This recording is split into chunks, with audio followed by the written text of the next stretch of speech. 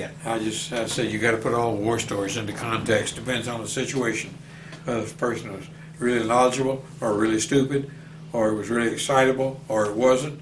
You got to know all those things before you can decide how true a story is, because of that memory picture everybody's got in their head about what they expect to happen and what they really see happening. A long time ago, I started being interested in this to some degree when I got to working with Flight Safety Foundation, which was not Flight Safety that I instructed with. That's another foundation, another outfit that looks into aviation safety. And one of the things I got into was this memory thing and what people really saw and really heard. And we went back into automobile things and got a lot of data and information from that, and found out that people do not really know what they saw so many times. Mm-hmm. And even here a lot of times.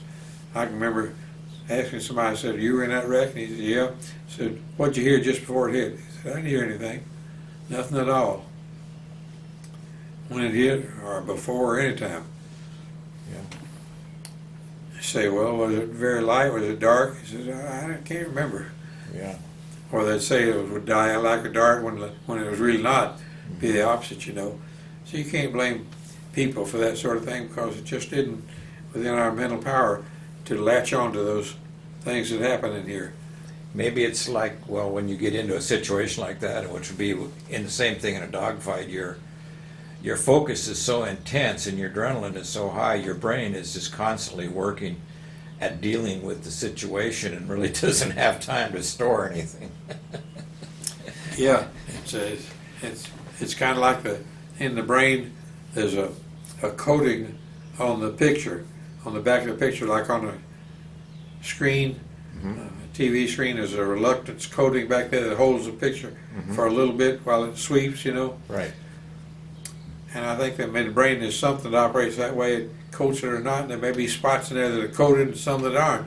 Some have no memory and others have a lot of memory. Yeah. I remember in that line something that's not really on the subject, something that impressed me in that way one time when I got into a situation where I was going as fast as I could and trying to get out of there, and I went straight up. I pulled straight up and got going straight up. And what caught my memory was the duration of this. Somewhere I was going straight up, my airspeed's falling off. Even with the power I had, I didn't have a 1-to-1 ratio like it did in little electrics. It was slowing down pretty good, but I was going straight up and I was going to hold it. And I was holding as long as I could, deliberately. And the memory that I got out of that was trying to hold it there to get as high as I could. Something was below, I guess. I don't remember that.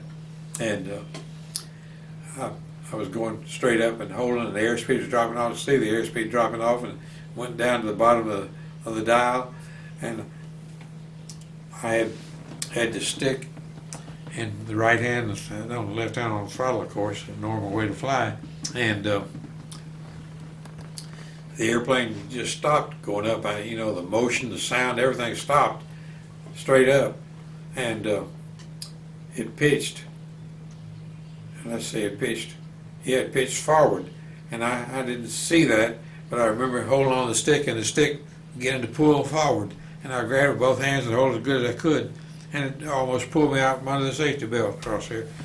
Just came out this way because it was pulling me forward, and that's caused by the elevator.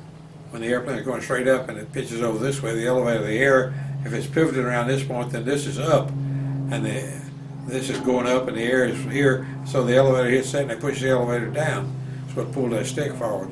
And that's a strong memory, because I didn't expect that. When I was going up here, I was thinking, well, I'll just turn over and go down, I know it'll turn around, but I didn't think about this force being on that stick so strong. It really surprised me. It scared me pretty bad. I hoped the tail hadn't come off. I didn't know. It was such a powerful force that pulled me forward. Could you have been backsliding maybe, or were you still going forward? I assume I was not. I just felt from the time that I pitched over. I probably felt a G-force. I don't know. I don't remember that. What I remembered was that terrible force that I was so surprised at, and later tried to figure out why that force was on there, and it had to be because it was turning this way.